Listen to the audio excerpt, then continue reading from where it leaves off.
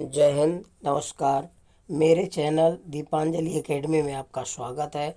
आज हम tricky math के अंतर्गत मैथ के कुछ महत्वपूर्ण प्रश्न बताएंगे जो आगामी परीक्षाओं की दृष्टि से बहुत महत्वपूर्ण है। आप डेली सुबह मॉर्निंग में अपना टारगेट फिक्स करिए कि आज हमें इतना तैयार करना हो, सारा दिन उस पर फोकस करिए।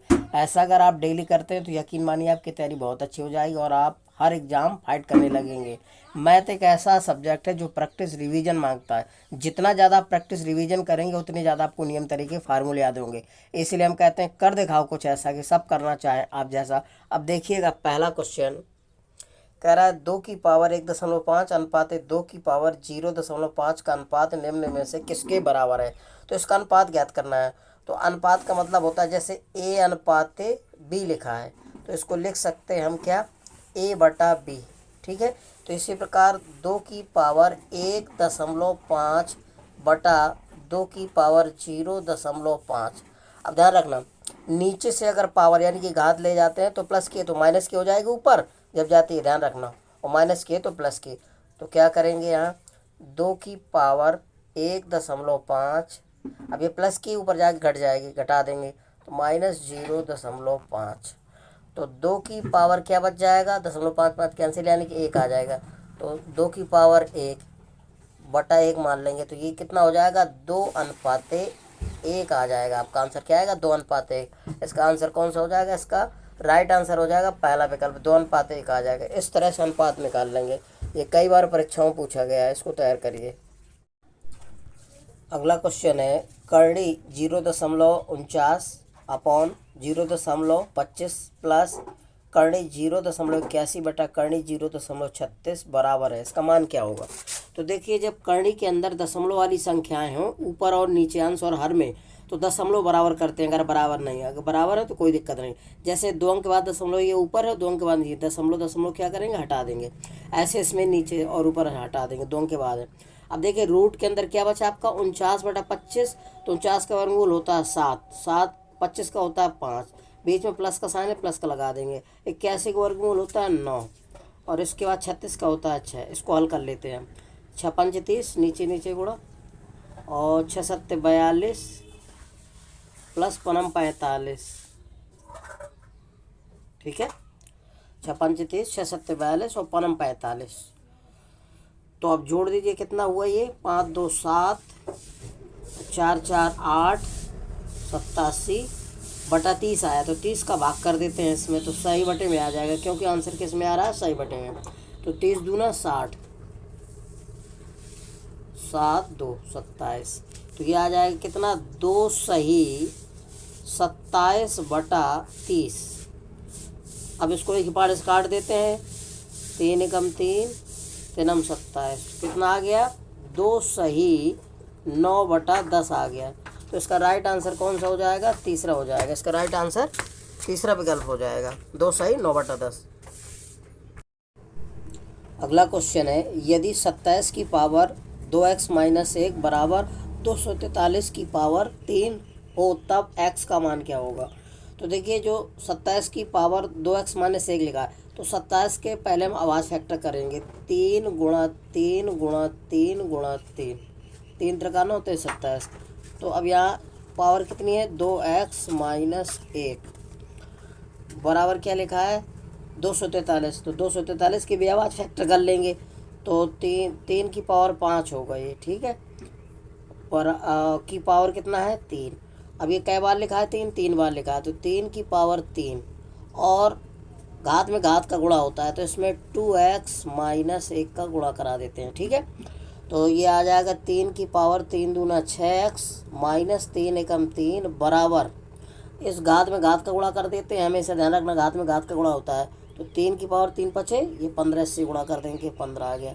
अब दोनों पक्षों में घातों की तुलना करा लो, क्योंकि जब आधार समान होते तीन है तो घातों की तुलना करा ली जाती है। तो यह आ जाएगा 6x - 3 बराबर 15।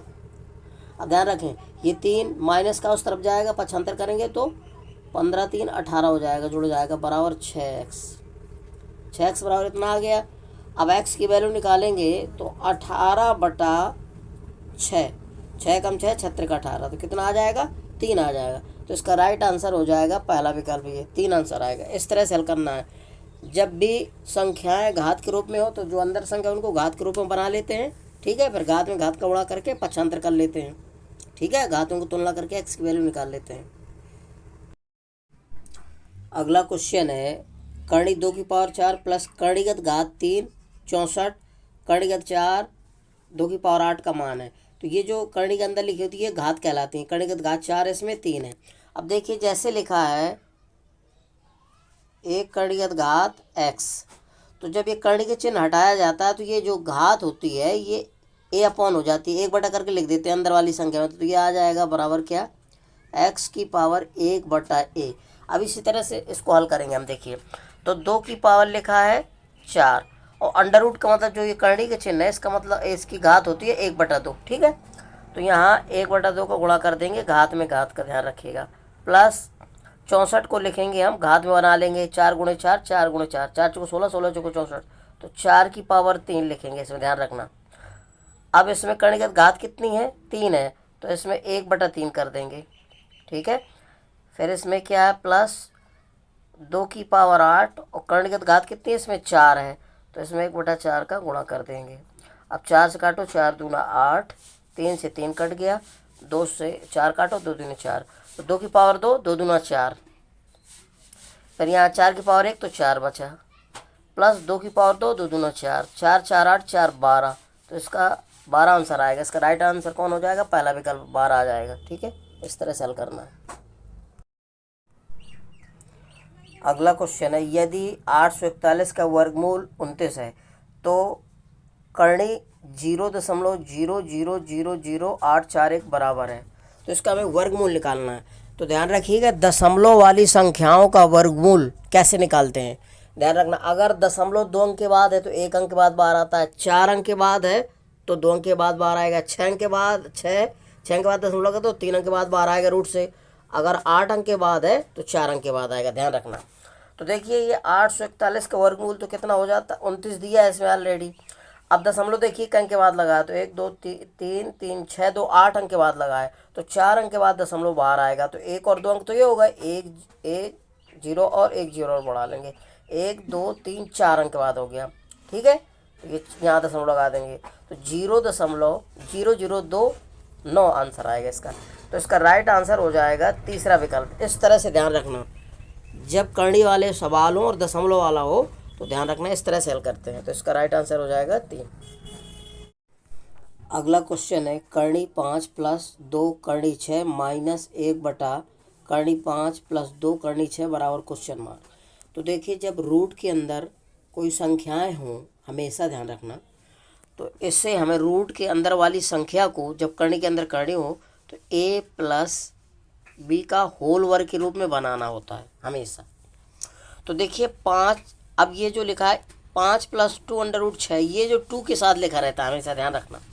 इसका हम आवाज़ फैक्टर करते हैं तो 6 लिखा है, 6 के आवाज़ फैक्टर करेंगे 3 दूना 6, ठीक है, यानी कि 2 और 3 हो गए 6 के। अब ध्यान रखेंगे यहाँ बीच में किसका साइन है, प्लस का, तो प्लस ले लेंगे। यहाँ क्या लिखेंगे 2 + 3। अब √6 लिखा है यानी कि कर्णी लगा है इसमें 6 में, तो दोनों में क्या करेंगे हम कर्णी लगा देंगे, ध्यान रखना।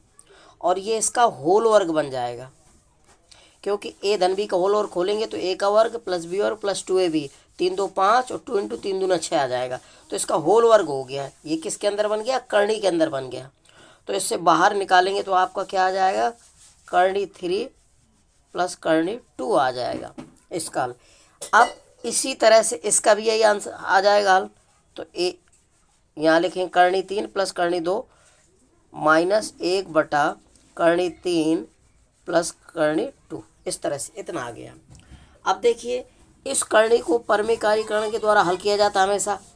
कर्णी 3 + कर्णी 2 में परमेयकारी गुणा कराया जाता है। अगर प्लस का है तो माइनस, माइनस का तो प्लस का गुणा करते हैं हमेशा। तो ध्यान रखना आपको गुणा नहीं करना, यहाँ प्लस का साइन है तो माइनस का ऊपर नीचे गुणा करना है। कर्णी 3 - कर्णी 2 को ऊपर नीचे गुणा कर देंगे। और हमेशा जब गुणा करेंगे ऊपर नीचे तो ऊपर माइनस वाला आएगा और नीचे यहाँ हमेशा घटाते हैं, 3 में 2 को घटा देंगे।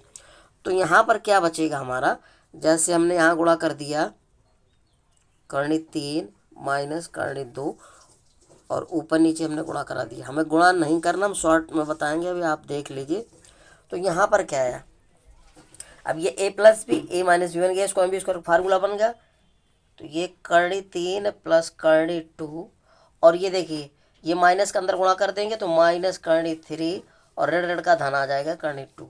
अब नीचे क्या, 3 में से 2 घटाओगे तो 1 आ जाएगा, 1 नीचे लिखने कोई ज़रूरत नहीं है, इसलिए हम कहा हमेशा घटाया जाता है। बाकी गुणा कराओ या ना कराओ, ऊपर पर ध्यान रखना, प्लस का तो माइनस को ऊपर लिखेंगे।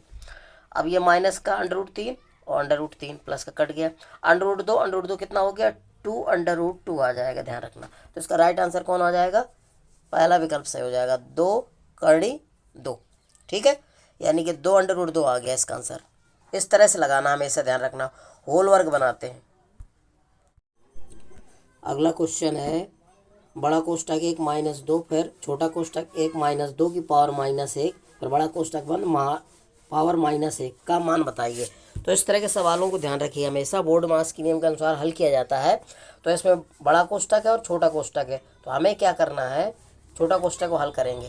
तो यहाँ ऐसे लिखेंगे 1 - 2, अब क्या करना है, 2 में से घटा देंगे तो माइनस के 1 बचेगा, और घात कितनी, -1, और बड़ा कोष्टक बंद और बाहर घात है -1। ठीक है, अब क्या करना, ध्यान रखना, जैसे ये लिखा है कोई ऋणात्मक घात होती है ऐसे, तो इसको जब नीचे ले जाते हैं ऊपर से तो हमेशा धनात्मक हो जाती है, ध्यान रखना। तो ऐसे क्या कि इसकी -1 पावर नीचे ले जाएंगे तो ऋण की तो धन की हो जाएगी, 1 - 2 और 1 बटा -1, ये आ गया। ठीक है, ये फिर बाहर बड़ा कोष्टक लगा -1 घात लिखेंगे। ठीक है, अब देखिए ये इस ऋण का इस ऋण से गुणा होगा तो ऋण ऋण का धन हो जाएगा, तो 1 + 2 और बड़ा कोष्टक बंद, फिर माइनस की घात 1, तो ये प्लस का जोड़ दो, 2 1 3 हो गया। अब 3 की पावर -1 आया, तो इसको धनात्मक बनाओ, इसको नीचे ले जाओ तो 1/3 की पावर 1 हो जाएगा। ठीक है, तो कहने का मतलब 1/3 आ जाएगा। ठीक है, तो इसका राइट आंसर कौन सा हो जाएगा, पहला विकल्प 1/3। यदि मेरा वीडियो आपको अच्छा लग रहा है तो मेरे वीडियो को लाइक और सब्सक्राइब अवश्य करिए। जय हिंद।